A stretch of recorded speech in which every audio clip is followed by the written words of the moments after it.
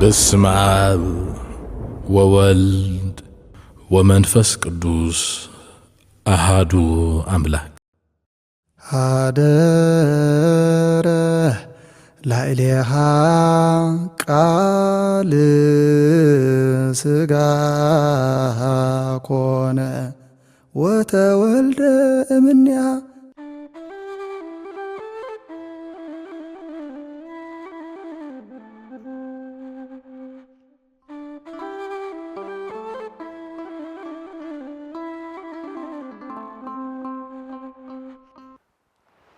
በስመ አብ ወወልድ ወመንፈስ ቅዱስ አሃዱ አምላክ በክርስቶስ ክርስቲያን በወልድ ውሉድ ዝተሰመኹም ናይ እግዚአብሔር ስድራ ቤት ናይ ቅድስት ድንግል ማርያም አፍቀርቲ ዝኸበርኩም ህዝበ እግዚአብሔር ኣብ ውሽጥን ኣብ ደገን ብምዃን ነዚ መደብ እዚ ኣብ ምክትታል ዘለኹም ብስም እግዚአብሔር ድሓን ዘለኹም ኣሜን። ኣብ ሓድነቱ ካልኣይ ኣብ ሰለስትነቱ ራብዓይ ዘይብሉ بحدنتن بسلسنتن صنيعو زملاخ እግዚአብሔር አምላኽና ክብርን ምስጋናን ይብጽሐዮ። ንቅድስት ድንግል ማርያም ንመስቀል ጎይታናን አምላኽናን መድኃኒናን ኢየሱስ ክርስቶስ ንኩሎም ቅዱሳን ጻድቃን ሰማዕታት በብማዕርጎም ክብርን ምስጋናን ይብጽሐዮም። ከም ፈቃድ እግዚአብሔር ንሎሚ መበል 12 ክፋል ናይ ትምህርትና ሓዳርን ጻጣ አእምሮን ዝብል ክንቅጽሊና ጥበቡን ምስጢሩን እግዚአብሔር አምላኽና ይግለጸልና። ኣብዚ ሓለፈ ክፋል ናይ ሓዳር ዝብል ትምህርቲ ምጻጣ አእምሮ ኣተኣሳሲርና ዝረአናዮ ትርጉም ሓዳር ወይ መሰረት ቃል ኪዳን በእግዚአብሔር ዝተጀመረ ንምድግጋፍ ድማ ዕላምኡ ምዃኑ ተማሂርና። ብሓፈሻ ካብቲ መሰረቱ እትድግፈካ ወይ ከዓ ዝድግፈኪ ክተምፂ ከም ዝግባእ ተማሂርና ነርና። እዚ እንተዘይኮይኑ ግን ውፅኢቱ ኣብ ጭንቀትን ኣብ ዕግርግርን ኣብ ባእስን ዘንብር ምዃኑ ተማሂርና ነርና። ስለዚ ብሓፈሻ ንሎሚ ቀፂልና እንሪኦ ድማ ብርሃን ዓለም ቅዱስ ጳውሎስ ኣብ ኤፌሶን ምዕራፍ 5 ፈቕዲ 31 ጀሚሩ ገሊፅልና ዘሎ ኣብ ኦሪት ዘፍጥረት እውን ዝተኣዘዘ ኣምላኻዊ ትእዛዝ ኮይኑ ካብቲ በፂሕናዮ ዝነበርና ንምቕጻል ወበእንተዝ ይሃድግ ብእሲ ኣባሁ ወእሞ ወይተልዋ ለብእሲቱ ወይከውኑ ክልኤሆሙ ኣሃደ ስጋ። በዚ ምክንያት እዚ ድማ ሰብኣይ ኣቦኡን ኣዲኡን ይሕደግ ምስ ሰበይቱ ድማ ይወሃሃድ በዚ ከዓ ሓደ ኣካል ይኾኑ ይብል ቅዱስ መጽሓፍ። ስለዚ እቲ ናይ መጀመርታ ቅኑዕ ወይ ከዓ ጽኑዕ መሰረት ናይ ሓዳር እንታይ እንተተባሃለ ሰብኣይ ንሰበይቱ ልዕሊ ኣቦኣን ልዕሊ ዲኣን ልዕሊ ኣሕዋታን ኣዝማዳን ቤተሰባን ኮይኑ ተረኪብዋ ስለ ዝኾነ በዚ ምክንያት እዚ ድማ ብዛዕባኣ ዝሓስብ ኣቦኣን ኣዲኣን ሓዋን ሓፍታን ሰብኣያን ኮይኑ ዝነብር ንሱ ምዃኑ ሰበይቲ ድማ ልክዕ ከምኡ ኣደ ሓው ሓፍቲ ኣቦ እዚ ብምልኡ ንሰብኣያ እትኾነሉ ምስጢር ቃል ኪዳን እዩ። ስለዚ በዚ መሰረት እዚ ድማ ሰብኣይ ኣቦን ኣዲኡን ይሕደግ ማለት እንታይ እንተተባሃለ ነቦን ኣዲኡን ጠቕላላ ኣይርዳእዮም ኣየሓግዞም ቁልይ ሓይበሎም ማለት ኣይኮነን እኳ ደኣ ከምቲ ቅዱስ መጽሓፍ ኦሪት ዘፍጥረት ምዕራፍ 20 ገሊፅዎ ዘሎ ኣብዚ ቅዱስ መጽሓፍ ተገሊጹ ከም ዘሎ ኣክብር ኣባከ ወእመከ ከመ ይኑህ መዋእሊከ ኦሪት ዘጸአት ምዕራፍ 20 ኣብዚ ምድሪ እዚ ዕድሜኻ ክነውሕ በረኸት ስጋን በረኸት ነፍስን ምእንቲ ክትረክብ ኣቦኻን ኣዴኻን ኣኽብር ብምባል ቅዱስ መጽሓፍ ይገልጸልና። ስለዚ ነፍሲ ወከፍ ሰብ ኣብዚ ዓለም እዚ ዝተኣዘዞ ነገር ኣቦን ኣዲኡን ከኽብር እዩ። ስለዚ ኣብ ትምህርቲ ቃል ኪዳን ኣቦን ኣዲኡን ይሕደግ ክበሃል ከሎ እንታይ እንተተባሃለ ንምስጢር ቃል ኪዳን ዝትንክፍ ወይ ከዓ ኣብ ሓዳር ቀዳምነት ክወሃብ ዝግባእ ግን ሰብኣይ ንሰበይቱ ሰበይቲ ድማ ንሰብኣያ እዩ። ኣብዛ ዓለም እዚ ከመይ ይነብሩ ብኸመይ ይሰምዑ እንታዮም ክሰርሑ ኣበይ ይነብሩ እንታይ ይምገቡ እዚ ብምልኡ ክውስኑ ዘለዎም ግን ሰብኣይን ሰበይትን እዩ። ስለዚ ሰብኣይ ምስ ሰበይቱ እናተማኸረ ሰበይቲ ድማ ምስ ሰብኣያ እናተማኸረት ካብ ስድራ ቤቶም ሓገዝ ደኣ እምበር ኣብዛ ዓለም እዚ ዝተፈላለየ ንህይወቶም ጠቃሚ ነገር ምውሳድ ቤተ ክርስቲያን ኣይትኽልክልን። እታ ሰበይቲ ጠቕላላ ንሰብኣያ ገዲፋ مسدئة ومسدرا بيتا وجينا عب هيوتا زيت أما نجار كتوسنجن أي جبان اتساب عيد مالك عكم عبز حالة خمس بلنا يو عبزي نايلو مزولو نايك الكيدان عرقي قلالا زي سمع زولو نجار انتاين تتبهله مسمن كم زتبرعوه كساع متفا كساع زتفاني مالت مسديو دي ويس مسبو دي الكيدان أسيرة نحدرنا وسنتي صدرو يوم ناتبهله ويكا نحدرنا وساني صدر يوم ناتبهله معرق زسانو وحدات يكونون سلازي كبران حزب እግዚአብሔር مصحف قدوس أبونا ديون حدك مسبيتو دما يوهاد كم زبل اتو وحدات اتي مخري اتو حساب اتو بملؤو مسبايكي وي مسبيتها كسع زيكونه حدار كقصل ايكلن ايو بزي دما سبيتي ناب سدرا بيتا ويكا ناب سدرا ابز خدتو لغيزه حدارا غديفا كلتا سومون ورحي تدقس انتدا خوينا امو دما بزي سممع ناي سبايا تدغاغامي خمز تغبر انتدا خوينا اتي باسن عغرغرن كملص نايت باسن عغرغرن وصيت دما سب ابصاوطا امرو كنبر غديتا ايو سلازي ابز عالم زي نسباينا مسباينا كنواحد كاب تمرعنا ابزي كم حدار زي بلو سب سدرا بيتكا ويدما حداركا غغديفكا امدا سدرخا تقنيلو هيوت ايكونن حدار مسبصعكا بسممع ناي كلتيخا زي غبر ነገር የለን ስምምዕ እንተ ዘይ ሃልዩ ግን በዚ መንገድ ዝምኻት ንሓዳር ጥዕና ዘይህብ ስለዝኾነ ሰብኣይ ይኹን ሰበይቲ ኣብ ሓዳር ጸኒዖም ክነብሩ ከምቲ ብርሃን ዓለም ቅዱስ ጳውሎስ ኣብ ቀዳማይ ቆሮንቶስ ምዕራፍ 7 ተገሊጽዎ ዘሎ ንጸሎት ይኹን ንኻልእ ብስምምዕ ዝግበር ነገር እንተ ዘይኮይኑ بمدقس እኳ ሰብኣይን ሰበይትን ክፈላለዩ ኣይግባእን ኢሉ ቅዱስ መጽሓፍ بمدقس እኳ ሰብኣይን ሰበይትን ክፈላለዩ ኣይግባእን ንሱባኤ ንጸሎት ብምርድዳ ናይ ክልቲኦም እንተ ዘይኮይኑ ኢሉ ቅዱስ መጽሓፍ እሞኸ ነዙ እኳ ብስምምዕ እናበለ ኩሎ ናብ እንዳ ስድራ ቤተይ ከይደለኹ ኢልካ كعرف النابلكا كالي استفلالي نجر النامساخا مسمس نسبعيكا قديفكا مخبلال نحدار تعنا زيهب سلازغانا قدس بيت كريستيانا اتي نحدار تعنا زهب مسرتاو نجر وبانتز يهدق بأسي أباه وإما ويتلوا لبأسيتو بزخا سبعي أبونا ديوني حدك مس سبيتو دما يوهاد سلازي سبيتي أبوانا ديان حديقا مس سبعي دما أبونا ديون حديقو مس سبيتو تدعتو واحدهم بز مخنيات زي ترجم الكيدان هيوتي ركب تعنا زلو الكيدان دما كن مرح نخلينا مو እግዚአብሔር مستوعالو يعدلنا قصيلو ازلومي ابت عنا زي ولا حدار زنبرنا زلو اباسنا بعغرغرن زنبر زلو انتاي تتباهل دما امنغو مسدرا بيت كا زلو ركب ማለት ሰበይቲ ምስ ስድራ ቤት ናይ ሰብኣያ ሰብኣይ ድማ ምስ ስድራ ቤት ናይ ሰበይቱ ዘለዎ ርክብ ከመይ ይኸውን ዘለዎ ዝብል أبزي أب حبرة سبنا أب بهلنا أب هجرنا اتزبزح جنين وزلوا نجار انتاي انت تبهله أب لعلي مرعاتن أب لعلي حماتن أب لعلي نعلتن زتفل عليه صرفن وردتن زلوا مسلاتات نام السلقة نعلتي حمام كرمتي إنها تبهله نحماتون لك عقامو زتفل عليه صرفن وردتن نام ساخا زنبر زلوا نابرايو زالومي تصرف زلا مرعات صباح نكو نساون محمد كوينا لك انها تصرفت اتنبرو لهيوت انها تمرحه يخيدالو مالتي سلازو كبران حزب እግዚአብሔር بز مخنيات زي دما مس حماتي وي مسديخا عقيلني منبار ايك علنني انها تبحالكا كساب ابغلغله حدار ابغلغله الكيدان ون مس سبعي أنت زي كوينو مس حماتا يخون مس نعلتا يخون سممع زي بالله مرعات سممع زي بالله سبيتي أبوزع إنها ترأيه يخيدالو سلازي انت يخون زقبا كبران حزب እግዚአብሔር بتقلال الله ديو نايب حق ديو كي تسامع معك رايز نبر سممع زلو النبابرا سممع زي بلو زلو حدار ممرح أي كألن ديو تتبهله اجزي أهريا سيتي كاهن سقاز أب إذا مالتك نبونا أو نتكل هايمانوس زولدت عدة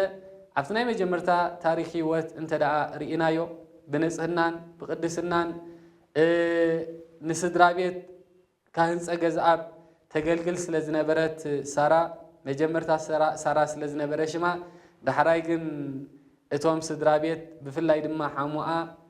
እዚኣ ካብ ሕጂ ንንዮ ሳራ ዘይኮነ እግዚእ ሃረያ እግዚአብሔር ዝመረፃ እግዚአብሔር ዝሓረያ ኢሉ ሽም ከም ዘውፀላ ታሪክ ጻድቅ አቦና አቡነ ተክለ ሃይማኖት ኣብ ገድሎም ተገሊጹ ዘሎ እዩ። ስለዚ ብንጽህና ዘገልገለት ምስ እንዳሓሙኣ ምስ ሓማታ ብሰላም ብቅሳነት እሞ ድማ ከም ስድራ ቤታ ጌራ ዝተመላለሰት ፍርሓት እግዚአብሔር ዘለዋ ጻድቅ አደ ቅድስት አደ ቅድስት ሳራ ብንጽህና ምስ አገልገለት ኣብ መወዳእታ እንታይ ዝብል ሽም ረኺባይና ንብል ዘለና እግዚእ ሃረያ። ስለዚ ሎሚ ኣየነይቲ መርዓት ኣየነይቲ ሰበይትያ ብከምዚ መንገዲ እዚ እናተመላለሰት ነዛ ሓሳባት እዚ ሒዛ ኣብዛ ዓለም እዚ እናተመረቀት ትኸይድ ዘላ። ክቡራን ህዝቢ እግዚአብሔር ብፍላይ ድማ ደቂ ኣንስትዮ ካብዚ ትምህርቲ እዚ ክንወስዶ ዝግባአና ነገር እንታይ እንተተባሃለ ነቲ መንፈሳዊ ሓሳብ ነቲ መንፈሳዊ ዕላማ ብዝግባእ እንተተረዲእናዮ እታ ኣደ ናይ ሰብኣይኪ ናይ በዓል ቤትኪ ኣዴኺ ምዃና እንተተቐቢልከያ ልክዕ ከምቲ ኣዴኺ ኣብዛ ዓለም እዚ ኩሉ ነገር ምግጫው ከም ዘሎ ምምራቅ ከም ዘሎ ልክዕ ምስ ሓማትክ ድማ ከምኡ ከም ዘሎ እንተዳ ኣብ እምነት እሞ ድማ ኣብ ከምዚ ተሓሳስባ እንተዳ በፂሕና ምስ እንዳሓሙና ምስ ሓማትና ምስ ንዕልትና ብሰላም ብቅሳነትን ክንነብር ንኽእል ኢና። ስለዚ ምጽዋር እንተዝየለ ግን ኩሉ ነገር ከምዝየለ እናስተውዓልናዮ ክንከይድ ይግባእ። ኣብ ታሪክ መጽሓፍ ቅዱስ ድማ ኣብ መጽሓፈ ሩት ኣብዛ ዓለም እዚ ኣብ ወለዶ ናይ ክርስቶስ ቆፅራ ከኣቱ ዝገበረ እሞ ድማ ንጎይታናን ኣምላኽናን መድሓኒናን ኢየሱስ ክርስቶስ ምውላድ ዝበፅ ኣብቲ ሓረግ ትውልዲ ክሳዕ ምእታው ዝበፅሐት ብምንታይ እንተተባሃለ ኑሃሚን ዝተባሃለት ኣደ ምስ ሰብኣያን ምስ ክልተ ደቃን ትነብር ዝነበረት እቶም ክልተ ደቃ ምስ ተመርዓው ኣብቲ ዝነበርዎ ሃገር ጥሜት ምስ ኮነ ናብ ሞኣብ ምስ ተሰደዱ ኣብቲ ናይ ሞኣብ ስፍራ ሰብኣያን ክልተ ደቃን ሞይቶማ ይብል መሊኣ ዝኸደት ጎዲላ ኣብዚ ድማ ነተን ኣንስቲ ደቃ እንታይ ኢላተን ሕጂ ሰብኣይ ውላድ የብለይን ንዓኽን ከይህበክን ዋላ እውን ሕጂ ወሊደ ከየርክበክን ድማ ኣሪገአ ስለዚ ኪዳ ደቀይ ብሰላም ነናብ ዓድኽን ኪዳ ነናብ ስድራኽን ኢላ መሪቓ ክተፋንወን ምስ በለት ኣብዚ እዋን እዚ ሩት ንዓይ ጣዕመኒ ዘይትብል ዓባይ ሰብ ስለ ዝነበረት ኣደ ሰብኣየይ ኣደይ ማለት ዶ ይኮንክን ስለዚ ህዝብኺ ህዝበይ ዓድኺ ድማ ዓደይ እቲ ትኸድዮ እኸይድ እቲ ኣብቲ ትሞትዮ ድማ እመውት ብምባል በዚ ሰናይ ዝኾነ ምርጫ በዚ ቅዱስ ዝኾነ ሓሳብ ኣብ ወለዶ ናይ እግዚአብሔር ኣምላክ ክትኣቱ ዝኸኣለት እያ። ሎሚ ኣብዛ ዓለም እዚ ድሕሪ ሰብኣያ ንሓማታ እተገልግል ድሕሪ ሰብኣያ ሓማተይሲ ኣደይ እንድያ ኢላ ሓሲባ ኣብዛ ዓለም እዚ እተገልግል ብከምዚ መንፈሳዊ መንገዲ እትረድእ ጓል ኣንስተይቲ እትረድእ መርዓት እትረድእ ሰበይቲ መንኮን ትህሉ። ስለዚ ክቡራን ህዝቢ እግዚአብሔር ንሕና ኣብዛ ዓለም እዚ እቲ ዘየሰማዓና ዘሎ እንታይ እንተተባሃለ ትርጉም ቃል ኪዳን ሓደ ካብቲ ዕላሙ እንታይ እንተተባሃለ ሰብኣይን ሰበይትን ጥራይ ዘይኮነ ሓደ ዝኾኑ ኣዝማድ መርዓውን ኣዝማድ መርዓትን ድማ ሓደ ዝኾኑሉ ምስጢር እዩ። ምስጢር ናይ ቃል ኪዳን ልክዕ ምስጢረ ስጋዊ እዩ። በዚ ናይ ክርስቶስ ሰብ ምዃን ስጋና ምስ መለኮት ሓደ ከም ዝኾነ ሰማያውያን መላእክቲ ድማ ምስ ምድራውያን ደቂ ሰባት ሓደ ከም ዝኾኑ ብናይ ቃል ኪዳን ተዋህዶ ድማ እንታይ እዩ ሓደ ዝኸውን እንተተባሃለ ኣዝማድ መርዓዊ ምስ ኣዝማድ መርዓት ሰብኣይ ምስ ሰበይቲ ሓደ ዝኾኑሉ ምስጢር እዩ። እሞኸ ከምዚ እንተደኣ ኮይኑ ኣብ ትምህርቲ ቤተ ክርስቲያን እዚ እንተደኣ ኮይኑ ዕላማ ናይ ቃል ኪዳን ንስድራ ቤት ናይ ሰብኣይና ንስድራ ቤት ናይ ሰበይትኻ ክትረድእ ክትሕግዝ ከም ስድራ ቤትካ ተቐቢልካ ድማ ኩሉ ነገር ክትገብር ምኽኣል ልቦና ምዃኑ እናስተውዓልናዮ ክንከይድ ይግባእ። ሎሚ ኣደ ሰብኣይኪ ኣቦ ሰብኣይኪ ሓሚሙ እናሃለወ ነዚ ኣይኣልኔ ነዚ ክቐርቦ ይደልን ኢልካ ሓዳረይ ክፈልጥ ጥራይ ምባል ስስዐ ኣብዛ ዓለም እዚ ከይከውን ድማ ነብስና ክንሓክኽ ይግባአና። ምክንያቱ ናቱ ኣቦ ኣቦኺ ስለ ዝኾነ ናቱ ደ ኣዴኺ ስለ ዝኾነት ልክዕ ከምኡ ድማ ብኣንጻር ናይዚ ድማ ነደ በዓልቲ ቤትካ ኣዴኻ ኣቦ በዓልቲ ቤትካ ድማ ኣዴኻ ስለ ዝኾነት እዚ ምእላይ በረኸት ዘለዎ ንሓዳር ድማ ጥዕና ዝህብ ስለ ዝኾነ ሎሚ ድማ እቲ ህይወትና ካብዚ ውፅእ ኢሉ ስለ ዘሎ ነቦኻን ኣዴኻን ዘይምርዳእ ኣብዛ ዓለም እዚ በረኸት ዘጉድል بعابي دما جنة منقسة سمايات زي بتصحي سلازوخنا علامة قال كيدان دما تدقاقيفكا حدا خوينكا منقسة سمايات نمئتاو مبر مدراو ربحا تراي زلو خمزة يكونا فليتنا نزخ نقبر እግዚአብሔር ጥበቡን ምስጢሩን ይግለጽልና لعلو كله اتهم اب قال كيدان زلو كمزي زبل مخرخ المخروم كلنا لعلو كله دما اتهم ولدي وي حمات وي نعلتي وي حمو تباهلنا تقليصنا زلنا دما نترجم قال كيدان تردينا نسبعين سبيتن مخنيات امرتهم مخنيات حدنتهم انت زي كوينو قال كيدان بمفراس ازيا ايتولدنا فتحيا ازيا وحللتي كونتن اليا كمزي ايتخبركانيا كالي زبلو نغرات افت سبعي زي نبره ان حسبكا قال كيدان كمزي فرس مغبار دما موداتو علامو بعفشا ازي ناي قال كيدان نغر قال كيدان مفراس كبير انترايلنا ات مخنيات زخون زلو سب دما ازيو اب تمرت بيت كريستيان كبير مهانو مصحف قدوس يطنققنا سلازلو اسم عنقف زخون سب سيلو قدوس مصحف او وانجيل كريستوس كمهرنا خلو اسم عنقف زخون سب معنقف بعالم كمص قدنات يمسبله اتبو مخنيات معنقف زخون سب جن ادغزت احنا له امني اسيروم ناب بحر تزدربيو محشن يريلو ازغا ابز عالم زي كبير زخونه مقصعات خمزلو እግዚአብሔር አምላክ ምህረና ስለዝደለየ ስለዚህ ናይ ሓዳር መعنቀፍሲ ንኸውን ዘለና ሓማት ይኹን ንዕልቲ ይኹን ሓሙ ይኹን ካልእ ዝተፈላልየ ቤተሰብ ሽማግለ ድማ ካብዚ ነገራት እዚ እናወፃና ክንከይድ ቤተክርስቲያን ተጠንቅቀና ኣላ ስለዚህ በዚ ምክንያት እዚ በዚ ንመሃሮ ዘለና ምክንያት ኣብ ዕግርግር ዘለው መርዓውን መርዓትን ኣብ ዕግርግር ዘለው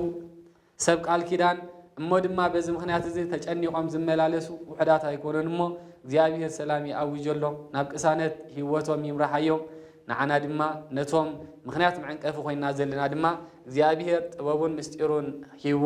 ጥበቡን ምስጢሩን አውጆ ምስጢር ናይ ሰላም ገሊጹ ምክንያት ሰላም ክንከውን ሰላማዊ መድኃኒ ዓለም ኢየሱስ ክርስቶስ ጥበቡን ምስጢሩን ምስዋዓሉን ይዓድለና እትቀጽልና እንሪኦ ትምህርት ድማ نسب أب حدارو أب صوت زأتوا أب زي سممعن أب عقرقرن زأتوا انتاين تتبهله امنت متفا امنت زي بلو حدار ممراح يو إذا زلنا يو زمن اتزعبي مخنيات تنك عقرقرن تنك باسن امود ما امود داتا ناب صوت زبص حنا زلو انتاين تتبهله امنت متفا امنت أب زي بلو حدار ننبر سلازلنا يو ازي امنت زي بلو حدار النفس زي بلو هوات نبلو زلنا دما اب كل تخفيلنا نريو خلنا اتا حدا بجزا رئسها اتفطرو بعلغا بحسابك بزقرصكايو جن هلونا زي بلو እና ተጠራጠርካ ምንባር ክኸውን ከሎ እትኻልኣይ ድማ ብልክዕ ሓደ ካብ ክልቲኦም መጻምቲ ናይ ካልእ ህይወት ለሚዱ እሞ ድማ ንበዓልቲ ቃል ኪዳኑ ገዲፉ ናብ ካልእ ምዛር እንተደኣ ተለሚዱ በዚ ምክንያት እዚ እቲ ተወፂዑ ዘሎ ሰብ ኣብ ጻጥን እሞ ድማ ኩሉ ግዜ ተጨኒቑ ክነብር ድማ ባህርያዊ ስለ ዝኾነ ሎሚ ክንማዓዶ ክንማሃሮ ዝግባአና ነገር እዚ ስለ ዝኾነ ጥበቡን ምስጢሩን እግዚአብሔር ይግለጽልና እትቀዳማይ ባዕልና እንፈጥሮ ጻጣ አእምሮ ወይ ከዓ እምነት ምጉዳል እንተደኣ ኮይኑ መሰረታዊ ነገር ኣብ ሓዳር እምነት ምህላዊ ሰባብ ዝዓለም እዚ እምነት እንተዘየለ ካልእ ኩሉ ነገር ማለት ገዛኻ ብዝብላዕን ብዝስተን بخالق زبلج نجارات انتمله امنت انتزيل لكن انتهي ترجمه عبز عالم زي امنس زوجدله سب ابي هوتو كالق كله انت توهبه زت أو نجار يقولون مسرته أو نجار أب حدار انتهي انت تبعله سب بامنت كوجعز انت دا كيلويو سلازي بامنت نخن كوجعز امنت نخلو دما أب حدار انتهيو تصبق نجار انت تبعله دما فرحت እግዚአብሔር ዘሎ حدار كنمرح انت دا خيلنا سممع زلو حدار كهلونا أبز عالم زدما جزيها مسبيتها سبيت دما مسبعة أنت دعت حلف وينا بعابيو بفقري زتمل أسدرابيت كن هنس أنت داخلنا إذن جرزي كابترترن كأباسن كدحنا يخيري أبز عالم زجن تنسرحو زلنا سراح تنخدو زلنا أكايدا أزيو أعناو أنت داخوين جن أبي هوت كان أب حدار كان باسن جريتشثن النافت أرى يخيس لزغنا قدامي اتباعلنا النمسو بعلنا النمسو صوتنا يا أمرو امنت مقداد انت دايلنا اب تاريخ بيت كريستيان أبزناي قدستي إليني أدى نقص قسطنطينوس تاريخ أبي تكريستيان كمن مهارو مجمرة سبعة زنبرة بالكيدانا زنبرة تربينوس زتباهله نجاديو إذا تربينوس زتباهله نجادي كلتيهم بفرحات እግዚአብሔር بقدسنا يملالو سنيرهم أفت زنبرو وزنبرو عدقن إتي هاجرهم ببحري زتخببة بما يستخببة سلازخانة أتهم سبنا يتعدي زبز حيوتهم بنقد خوينو كنقد خلو دمان ينويح عمتات جنزب أكيوام همزو نحمشة نشدش عمز زعكل كابنستهم تفليهم سراح سريحهم جنزب أكيوام يمسون وريبل كابعلتات حدا معلتي نجيدهم النات ملسو أفتي بحر سجيرهم عارفهم كله نايصوبت على الجميرهم أتهم صوت دماغ خمس خباها الجميرهم نحنا كندزي لعلن تحتني لنا سعرنا جنزب كنا مسخلنا أنستنا أب حدارن انتز صنعة أب حدارن صنيع عندما انتز بيناس صبوا نيرو انتو خناجن سبيتي اتي لماني أدا عديو اللومبر نساس منتي قوناتن إن تباهالو كعلو جمرو يبل أمود عتا كافسون كلهم حدا قدوس تربينوس نجادي نسبيتي إسقاطكم أنستهم انت ترتركم أنا قلنا سبيتي أي ترتراني سبيتي ما بزت مزنا يكونتن النابلة كزاربهم جميرو صوم دما بين هذا سبيتها كفترة دك هوان زتفليتها إلهم كما قلت هو جمرو حدا خاود ما انبار نزات مكحلا زلها سبيتي كيدا لميديا مدم محمد أسرحيا انت زمزسي انتي مهاب كان تباهيلهم كلتي يوم دما زتسعره اتبملو زنغدو نحمش نايشدش عامت كبلع تسامعهم يبل بزخا توراريدهم بز تسامعهم اتتماغيتو زخده نافتي قدستي إليني زلاتو هاجر قلطيفو بصيحو ناب عدوم مالتيو قلطيفو بصيحو قدستي إليني زرخبولو منغدي كرخبا كزاربا تدليه دما ازغلو طقلالا كم عنكو صبيبو والحنت خرخبا ايكالن يبل اموداتا نتاناتا اغلغاليت أنا كندز جنزب كبكة نقدسي إليني أراخب النبلا يبل قدسي إليني دا كميل أختره بكا يترف دوسب صحايقوا رئات يتفلتنا ناكاب جز أقوا وزع أي تفلتني لا كتزارو وجمرت مون تداخ جبر أنا بخمزية تسامع زلهم مو أنت دا أنا خمز عوات غير كني بزح جنزب كبكة سلزبلا بل أمونغو خلتي أم زلو مستير أمونغو خلتي أم زلو زعللو نايبينو مستيراو نجر كنجركا بزد ما نسبة يا خيط كانت نجير كايو بزي يا أمنكا يخوني إلهم تسامعهم يبل سبنة أخت حسب كلا أنت زي كوينو زي توسع نايكسات سنسلت نبرتامو أبزي زي إذا أقل قاليت نتي نجادي أنت إلاتو يبل أوج أنستهم صوتكن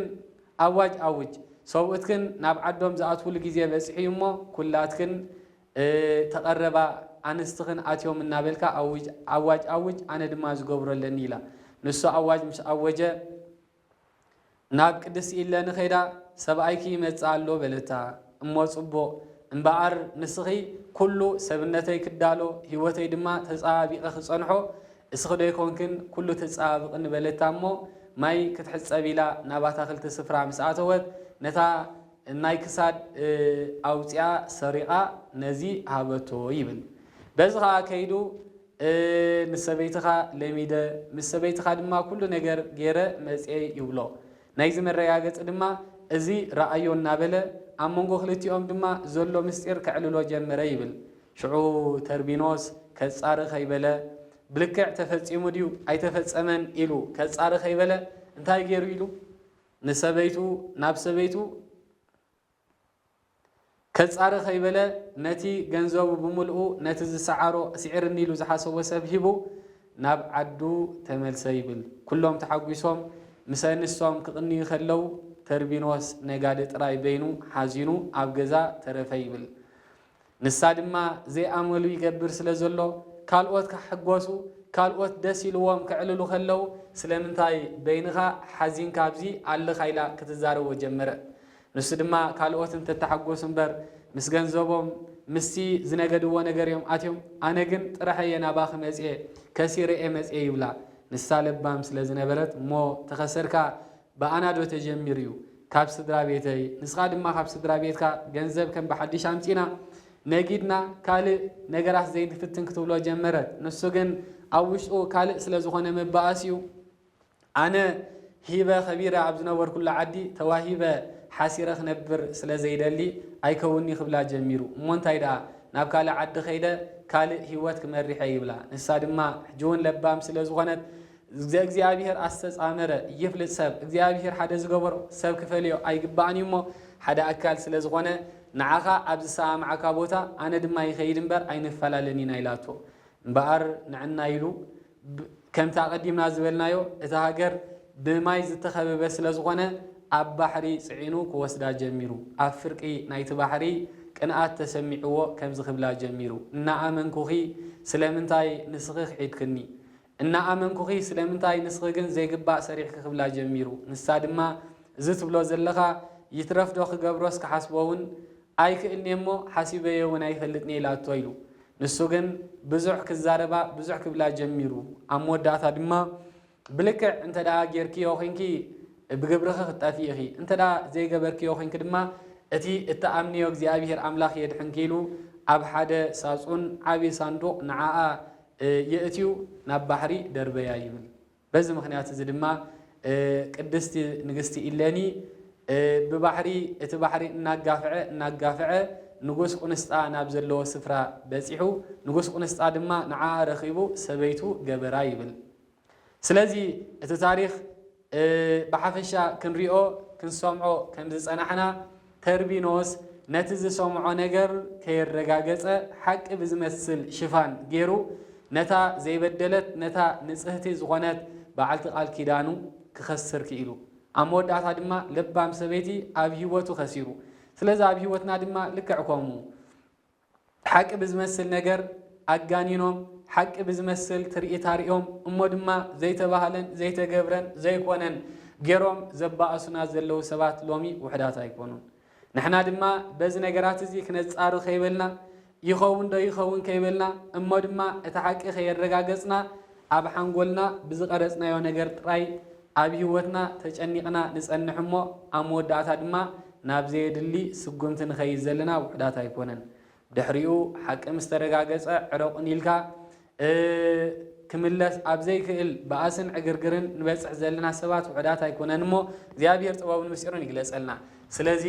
መጀመርታ ሰብ ኣብ ሂወቱ ብእምነት ክመላለስ ኣለዎ ኣብ ዘይረኣዮን እሞ ድማ ባዕሉ ብዘይረጋገፆ ነገርን ኣደይ ኢላትኒ ሓወይ ኢልኒ ሓፍተይ ኢላትኒ እሞ ድማ ኣዕሩኸይ እዝን መኺሮምኒ እናተባህለ ኣብ ዘየድሊ ሂወት እንተ ደኣ ኣቲና ኣብ መወዳእታ በቲ ዝወሰናዮ ውሳኔ ኣብ ጣዓሳ በፂሕና ኣብ ጭንቀት እንነብር ዘለና ውሕዳት ስለ ዘይኮንና እግዚኣብሔር ምስ ባዕሉ ይዓድለና ሂወትና ብእምነት ክንመልኦ ብእምነት ጥራይ ዘይኮነ ድማ ባዕልና ብዘይረጋገፅናዮ ባዕልና ብዘይረኣናዮ ነገር ድማ ኣብ ከምዚ ዓይነት ውሳኔ ከይንውስን ቤተ ክርስቲያን ትምዕደና ኣላ እግዚኣብሔር ኣምላኽና ጥበቡን ምስጢሩን ይግለፀልና ኣብዚ እምነት ኢልና ንመሃሮ ዘለና ብልክዕ ካብ እምነትና ማለት ካብ ሓዳርና ኮብሊልና ንነብር እንተ ደኣ ኮይንና ንኻልእ ንበዓልቲ ቃል ኪዳንና ወይ ከዓ ንበዓል ቃል ኪዳንና ምክንያት ጭንቀት ምክንያት ፀቕጣ ኣእምሮ ኮይንና ንመላለስ እንተ ደኣ ኮይንና ብልክዕ ኣብዚ ዓለም እዚ ሓጢኣት ከምቲ መጀመርታ ክንጅምር ከለና ዝተምሃርናዮ ንግዚኡ ምቁር እዩ መወዳእታ ግን ዕንወት ስለ ዝኾነ ሎሚ ካብ ቃል ኪዳንና ወፃኢ እቲ እምነት ኣጉዲልና እምነትና ክሒድና ንመላለስ ዘለና ሰባት ኣብ ምሳሌ ምዕራፍ 5 ፍቅዲ 3 መጽሓፍ ቅዱስ ከምዚ ብምባል ይምዕደና ኣሎ ካብ ከናፍር ኣመንዝራ ሰበይቲ ንግዚኡ ንጎረሮኻ ዝምቅሮ መዓር ወለላ ይፈስስ ንግዚኡ ንሰብነትካ ደስ ዘብል ፀወታ ካብኣ ይርከብ እዩ ድሕሪዚ ግና ካብ ሓሞት ዝመርር መከራ ትረክብ ሕጂ ድማ ወደየ ስምዓኒ ንዘረባይ ኣይትንዓቆ ንመንገድኻ ካብኣ ዝረሓቐ ግበሮ ናብ ኣፍ ደገ ገዝኣ እኳ ኣይትቕረብ ምስ ሰበይትኻ ደስ ይበልካ ኢሉ ቅዱስ መጽሓፍ ከምታ ቀዲምና ዝበልናዮ ምሳሌ ናይ ሰሎሞን ምዕራፍ 5 ፍቅዲ 4 ጀሚሩ ከም ዝናበለ ይምዕደና ኣሎ ስለዚ ኣመንዝራ ሰበይቲ ንግዚኡ ሓጎስ እቲ ካብኣ ዝርከብ ነገር ድማ ንግዚኡ ባህ የብለካ ኢሉ እንተኾነ ግን መወዳእታ ዕንወት ኣለዎ ኢሉ መጽሓፍ ቅዱስ መወዳእታ ዕንወት ኣለዎ ኢሉ ሎሚ ካብ ሓዳርና ኮብሊልና اتخاب حدارنا وصاي ان رخبو زلنا زحقسنا زلو مسيلنا صباح نغو مجمرتا نتا بعلت قال كيدانا نتي اب غزا غديفنا نخبلل زلنا سب صاطي نغبرلو خم زلنا اب ጭንቀት اب حمام نبصحو خم زلنا موداتا دما نحناون كابزي ጭንቀትዚ كم زيننا غفليتنا حدار امنت انت زيبلو امنت زيبلو حدار اب حدارنا بامنت كنملالس انت زيكيلنا موداسو صقطا امرو زلو هيوت ممراح سلازخونه نلومي ابزت مرتزه تماهرنا يزلنا انتي انت تباله بمجمرتا سبعي ابونا ديون حدق كنحدق انت زيكيلنا اب صقطا امرو ننبريلنا اتغال اي دما امنت زيبلو قال كيدان امنت زيبلو حدار دما اب صقطا امرو زبصح سلازخونه ازغلته تماهرنا يزلنا سلاماوي نابرا سلاماوي هيوت كنبر انت داخوينا بز منجد زي كنملالس بز منجد زي كنمرارع ناي እግዚአብሔር ቅዱስ ፈቃዱ ይሁንልና ሁሉም ሰላም ሲኖም ዘለው ሰላም እግዚአብሔር አምላክ ይወርደሎም ንሙላ ዓለም ሰላምን ቅሳነትን እግዚአብሔር ያውጀልና ሰማዕናዮ ኣብ ልብና ይሕድረልና ስብሐት ለእግዚአብሔር ልዑል ወለወላዲቱ ማርያም ድንግል ወለመስቀሉ ክቡር ወኃያል አሜን።